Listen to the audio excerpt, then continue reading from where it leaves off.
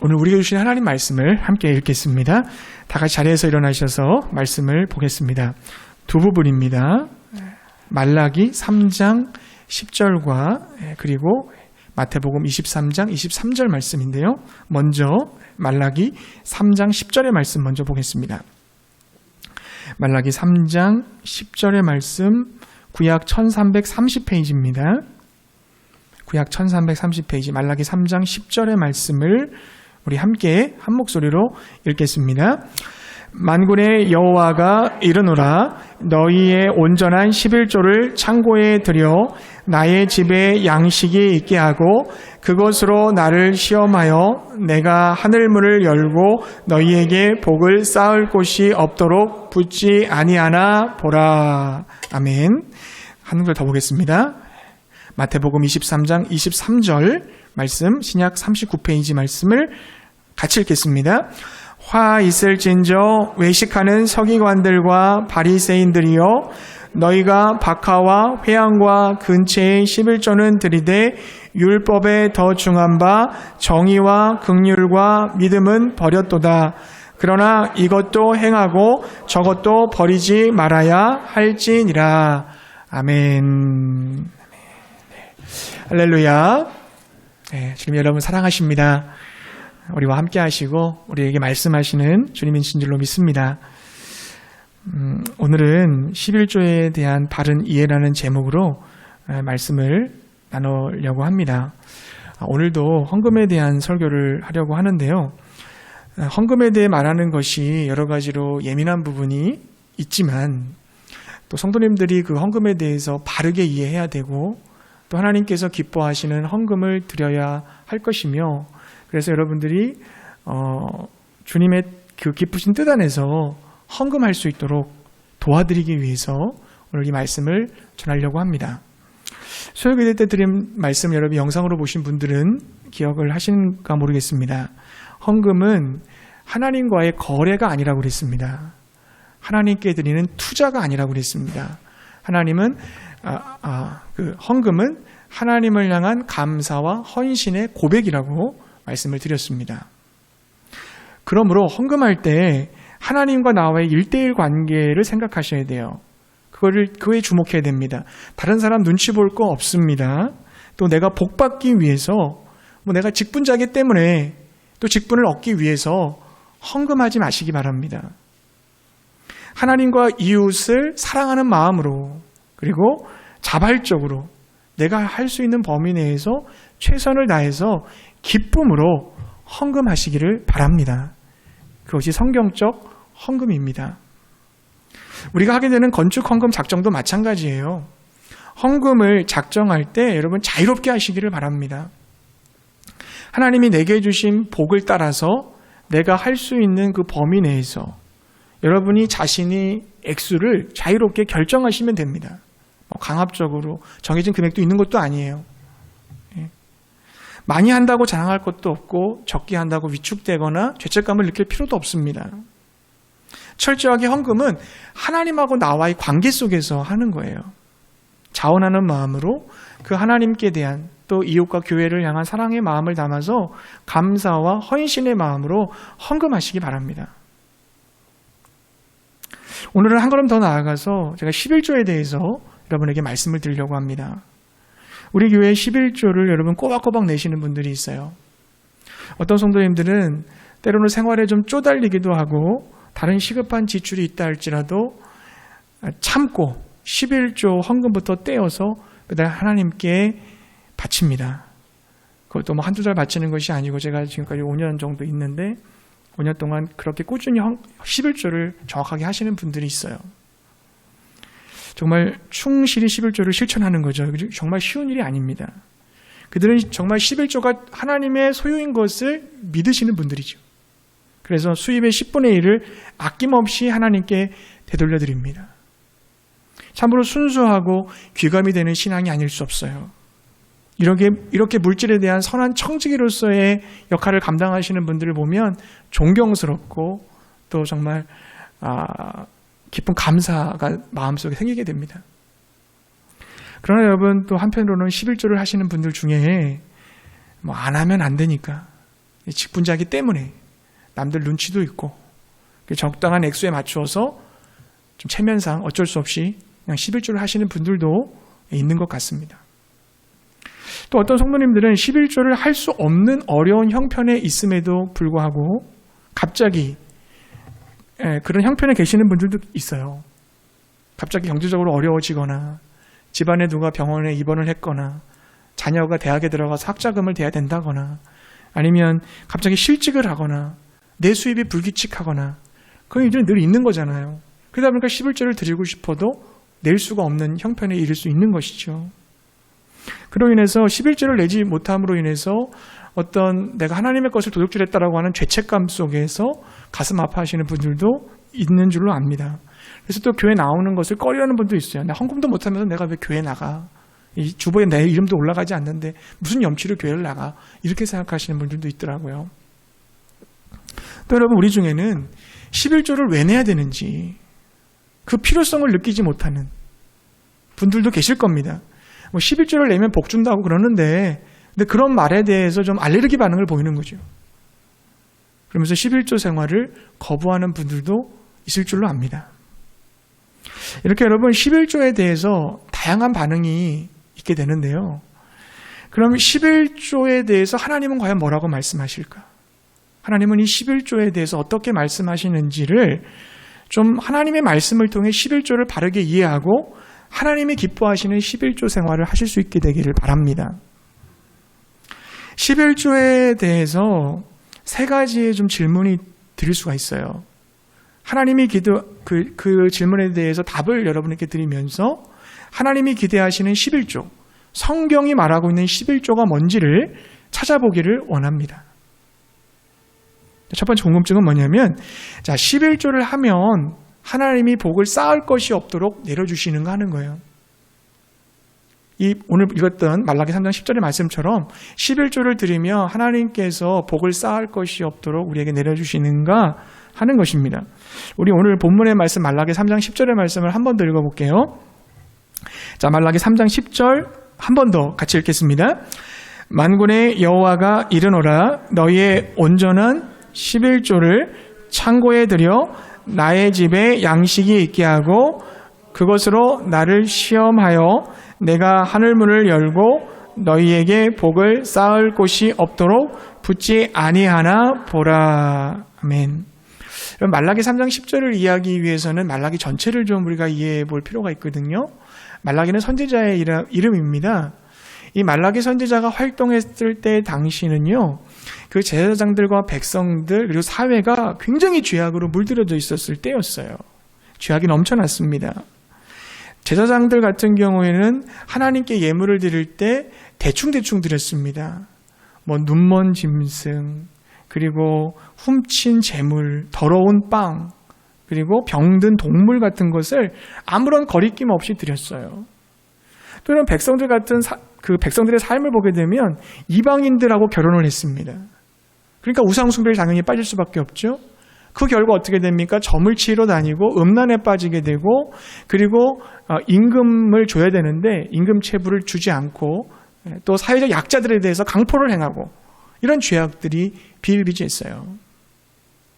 근데 하나님의 백성들이 이처럼 죄에 빠졌을까? 그 이유는, 자, 이스라엘 백성들이 바벨론 포로에 돌아와서 성막을 짓고 성전을 건축했잖아요. 그리고 하나님 말씀대로 살기로 결단하면서 순종하려고 몸부림을 쳤어요. 발버둥을 쳤습니다.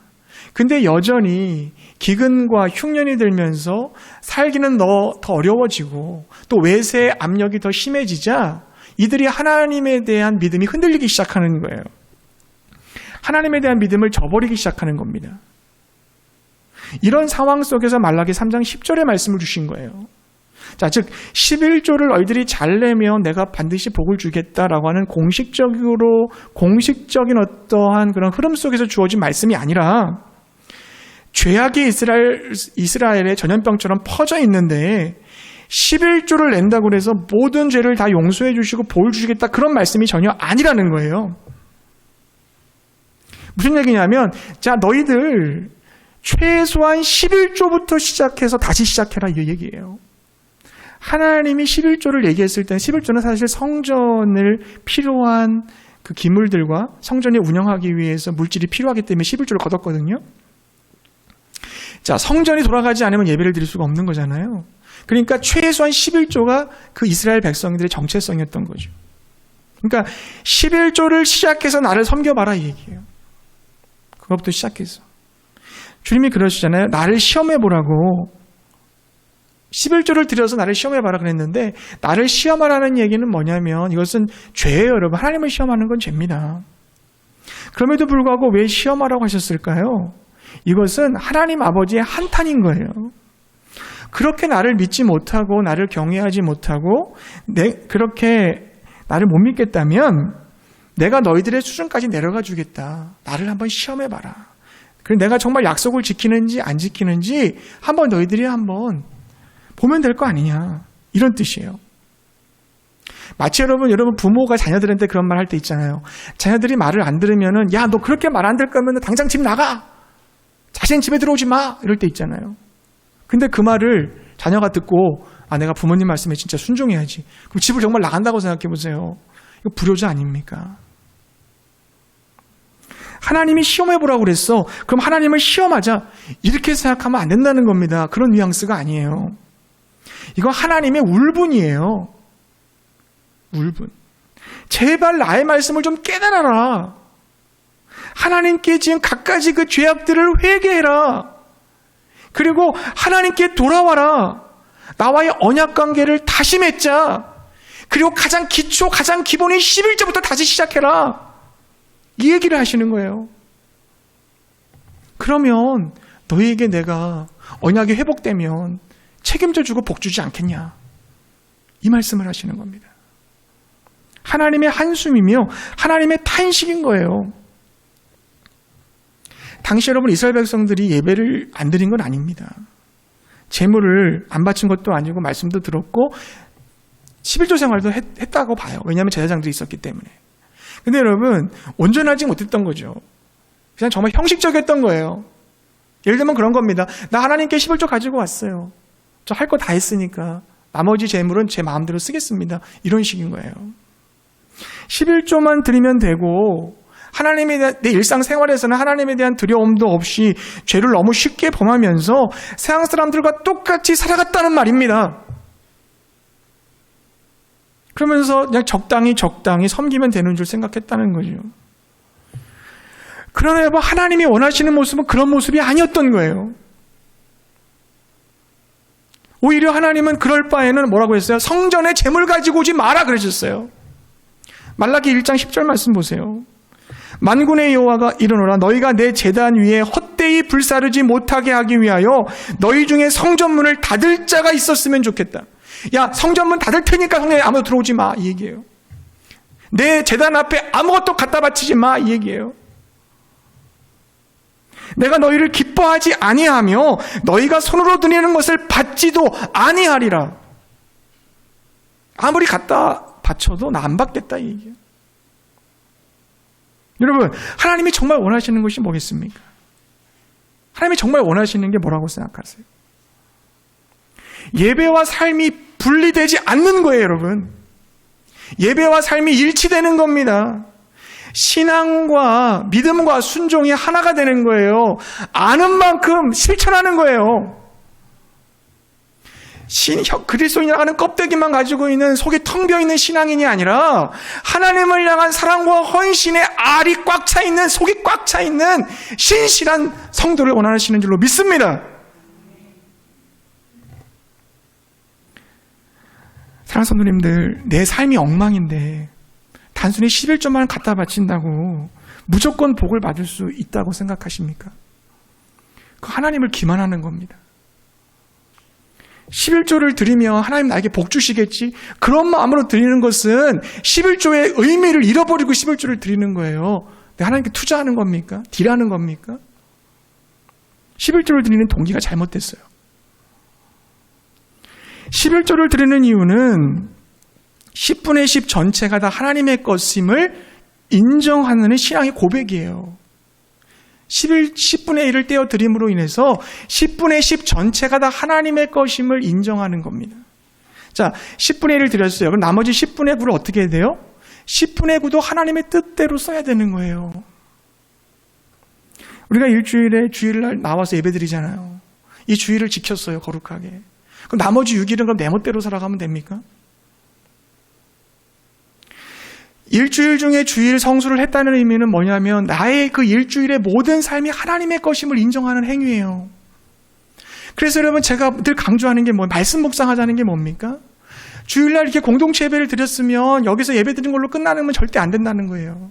하나님이 진짜 원하시는 참된 예배자는 우리 일상 삶 속에서 하나님의 말씀을 묵상하고 기도하고 그 말씀에 순종하며 살아가는, 주의 인도를 받고 살아가는 그 사람이 진정한 예배자라고, 하나님이 찾으시는 진짜 예배자라고 그렇게 말씀드렸잖아요. 그래서 말씀 묵상하자고 하는 겁니다. 그게 진짜 예배자고 온전한 예배예요. 그러므로 여러분 11조는 돈에 관한 게 아닙니다. 여러분 온전한 예배에 대한 거예요. 11조가 예배라면 단순히 10분의 1을 드렸다고 하나님이 복을 쌓을 것이 없도록 부어주는 그런 것이 아니라는 거예요. 온전한 예배자로서 살아갈 때 복을 주시는 줄로 믿습니다. 진정한 복은 11조 줬다고 받는 게 아니라 내가 온전한 예배자가 될 때 받는 거예요. 10분의 1과 10분의 9가 조화를 이루고, 그리고 주일과 나머지 6일이 균형을 가지고 내가 믿고 있는 그 믿음과 삶이 하나가 될 때 하나님의 복이 임한다는 것을 믿으시기 바랍니다. 자, 두 번째 궁금증은 이거예요. 예수님이 성경에서 11조를 하라고 말씀하셨기 때문에 지금도 11조를 드려야 됩니까? 이런 질문이에요. 이게 좀 이해가 안 갈 건데 여러분, 왜냐하면 11조라는 것은 성전의 제사를 위해서 존재한다고 그랬잖아요. 구약시대의 산물이에요. 구약시대의 산물이에요. 그러면 지금은 시작시대이기 때문에 구약이 아니잖아요. 그럼 11조도 없어져야 되는 거 아니냐 이런 말이죠. 11조는 아까 말씀했듯이 성전에서 봉사하는 사람들을 위해서 성전의 기능을 유지하기 위해서 필요했던 구약의 제도였습니다. 근데 지금 성전이 없어요. 이스라엘, 지금 우리 성전이, 지금 이 교회는 성전이 아닙니다. 예배당이에요. 성전은 저와 여러분이에요. 사람이 성전이에요. 그리고 모여있는 공동체 자체가 교회예요. 이 건물은 예배당, 예배드리는 공간일 뿐이에요. 예루살렘 성전은 이스라엘에 있어요. 지금 근데 그것도 유대인 것이 아니라 무슬림 거예요. 뺏겨서. 자, 여러분, 성전이 사라졌다는 것은 뭘 얘기해요? 성전이 사라졌다는 것은 성전과 관련된 일체의 요구사항도 다 사라졌다는 뜻입니다. 즉 오늘날 제사장도 레위인도 양이나 소를 잡는 것도, 그리고 번제단도 분향단도 다 필요가 없게 됐다는 거예요. 거기에 11조도 없었다는 겁니다. 성전 제사제도가 없었기 때문에 다 없어진 거예요. 자, 만약에 구약의 11조를 지금도 드려야 된다, 누가 이렇게 주장을 했어요. 그럼 그건 무슨 얘기냐면 구약의 제사제도를 다 부활시켜야 한다는 얘기예요. 제사장도 세워야 되고 레위인도 세워야 되고 번제단도 만들어야 되고 분향단도 만들어야 되고 양과 소도 잡아야 되고 피를 내야 되고 가죽도 벗겨야 되고 불로 태워야 되고 막 그래야 돼요. 지금 다. 성전의 관계는 다 폐지하면서 오직 11조만 드려야만 된다라고 하는 건 타당하지 않는단 말입니다. 우리는 성전의 폐지와 함께 성전에 관한 일체의 규례나 의식들을 모두 다 폐지하든지 아니면 다 받아들이든지 둘 중에 하나를 선택해야지 일부만 받고 일부는 폐지하겠다 이렇게 할 수는 없단 말입니다. 근데 예수님께서 신약시대인 지금도 11조를 드려야 된다고 주장하는 사람들 중에서 오늘 마태복음의 본문을 인용한단 말이에요. 예수님이 11조 드리라고 말씀하셨다, 신약 때. 그러니까 신약시대에도 11조만큼은 드려야 된다 이렇게 질문한단 말이에요. 거기에 대해서 여러분 어떻게 생각해요? 예수님이 11조를 드려야 된다고 말씀했으니까 그러면 11조만큼은 지금도 드려야만 한다. 여러분 그렇게 생각하십니까? 오늘 여기 읽었던 본문 다시 한번 읽어볼게요. 마태복음 23장 23절인데요. 이 본문 같이 한번 읽어보겠습니다. 우리 함께 읽겠습니다. 화 있을진저 외식하는 서기관들과 바리새인들이요 너희가 박하와 회향과 근처의 11조는 드리되 율법에 더 중한 바 정의와 긍휼과 믿음은 버렸도다. 그러나 이것도 행하고 저것도 버리지 말아야 할지니라. 아멘. 자, 이게 무슨 뜻이냐면요, 예수님이 지금 서기관과 바리새인들, 종교주의자들의 위선을 지적하고 있는 거거든요. 너희가 10분의 1을 떼어서 하나님께 잘 갖추고 나온다. 근데 왜 10분의 9는 드리지 않니? 이런 뜻이에요. 성전에 나와 11조를 드리는 것만큼이라도 너희들 삶 속에서 정의와 긍휼과 그런 공의를 행해야 되는 거 아니냐, 이 말이에요. 어떤 말씀하고 닮아 있어요? 말라기 말씀하고 똑같잖아요. 지금하고 똑같을 거예요. 우리에게 주님께서 하시는 말씀이에요. 자, 그러면서 마지막에 성전에서 나와 11조도 드리고, 그리고 생활에서 말씀에 순종하는 삶의 예배도 드려라, 이렇게 말씀하신 것처럼 보여져요, 이 본문이. 근데 많은 사람이 그래서 이 본문에서 예수님이 직접 11조를 드리라고 하셨기 때문에 신약시대에는 11조는 드려야 된다, 이렇게 주장을 한단 말이죠. 그럼 과연 그런 걸까요, 여러분? 성전이 사라지고 성전에서 드려졌던 예배와 봉사자들, 제물들이 다 사라진 이유는 뭐겠습니까? 왜 사라졌어요? 성전, 성막의 기능을 완성하신 분이 나타났기 때문이에요. 그분이 바로 예수 그리스도이십니다. 예수님 자신이 제물이 되셨어요. 영원한 속죄 제물이 되셨고, 예수님 자신이 대제사장이 되셨어요. 예수님 자신이 십자가에서 영원한 속죄 제사를 드리셨습니다. 그래서 그 예수 그리스도가 십자가에 달려 들어가실 때 휘장이 쫙 갈라졌잖아요. 성막과 지성소와 성막을 가리고 있던 지성소의 휘장이 쫙 갈라짐으로 말미암아 누구나 다 하나님 아버지께 나갈 수 있어요. 예수 그리스도를 의지하여. 성전과 성막이 소용이 없어졌어요. 예수님이 그걸 이루었다는 말입니다. 자, 그리고 우리 예수님께서 하나님 보좌 우편에 앉으셔서 우리와 하나님 사이를 또 중보기도 하신다고 그러시잖아요. 우리는 그 예수 그리스도의 보혈을 의지하여, 예수의 이름을 의지하여 하나님의 앞에, 은혜의 보좌 앞에 담대히 나아갈 수 있는 줄로 믿습니다. 예수님 때문에 성전이 없어진 거예요. 그럼 여러분, 마태복음 23장 23절을 어떻게 이해해야 됩니까? 자, 예수님이 종교 지도자들에게 11조를 드리라고 한 때, 이 말씀하신 때가 언제예요?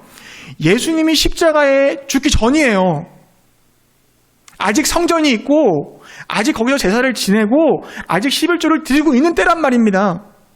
그러니까 예수님 입장에서는, 야, 11조도 드리고 생활도 똑바로 해, 이렇게 말씀하실 수밖에 없는 거예요. 이게 맞는 거예요. 그러니까 십자가에 달려 돌아가시기 전에 했던 말씀이라는 거예요. 예수님은 죽기 전까지 율법을 굉장히 준행하셨습니다. 요셉과 마리아가 그 어린 아기 예수를 성전에 데리고 가서 정결 예식을 하고 할례도 행했잖아요. 그리고 여러분, 예수님께서 나병 환자를 항상 고치고 나서는 어떻게 했어요? 제사장에 가서 네 몸을 보이고 건강하게 됐다는 검진을 받아라. 그래야지만 정상적인 활동을 할 수 있었거든요. 율법에 이런 대로 많이 따르셨어요. 율법의 근본 정신도 말씀해 주셨고요. 그러므로 마태복음 23장 23절을 가지고 신약시대에도 11조를 내야 된다고 주장하는 것은 부적절하다는 거죠. 그럼 마지막 질문이 나옵니다. 무슨 질문이겠어요? 그럼 신약시대에는 11조를 낼 필요가 없습니까? 11조 안 내도 됩니까? 이 질문을 하실 수밖에 없겠죠. 목사님, 그래도 교회 전통이 있는데 11조를 내야 되는 거 아닙니까? 그러나 여러분, 11조를 내는 게 초대교회 전통은 아니었습니다. 신약성경 전체를 뒤져보세요. 11조 내라는 말이 있는지. 바울과 사도들의 서신서를 보면 어느 곳 하나 11조 내라는 말을 본 적이 없어요. 왜일까요? 이미 초대교회는 11조를 하고 있었기 때문이라고 말하는 사람도 있어요. 근데 그것은 정설로 받아들이지 못합니다. 그러면 여러분, 11조는 사라져야 되는 게 맞습니까? 예수님께서 마태복음 5장 17절에서 이렇게 말씀하셨어요. 내가 율법이나 선지자들을 폐하러 온 줄로 생각하지 말라. 폐하러 온 것이 아니요 완전하게 하려 함이라. 자, 율법과 선지자들이라고 하는 의미는 구약성경을 말합니다. 자, 그럼 구약성경을 폐하는 게 아니라 완성하신다고 그랬어요. 구약성경을 여기서 구약성경을 완전하게 한다는 말은 가득하게 채운다는 뜻이에요. 궁극적인 목표를 성취한다는 뜻입니다. 구약 성경이 지향하고 있는 궁극적인 목표가 누구예요? 예수님이잖아요. 구약 성경은 예수님을 가르치고 있단 말이에요. 그러니까 그 예수 그리스도가 오심으로 인해서 구약 성경이 이루어졌어요. 그 약속이 성취되어졌어요. 그러면 구약 성경을 어떻게 이제 해석해야 되느냐?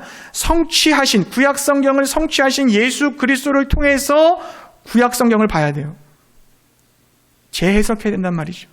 구약의 그 수많은 율법들이 예수 그리스도 안에서 어떻게 우리가 그걸 적용해야 될지를 다시 봐야 된단 말입니다. 문자 그대로 적용하는 게 아니라.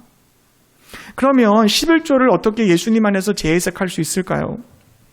아까 말씀드렸듯이 11조는 10분의 1을 드림으로 10분의 10 전체가 하나님의 것임을 인정하는 고백이라고 그랬잖아요. 믿음의 고백이라고 그랬잖아요.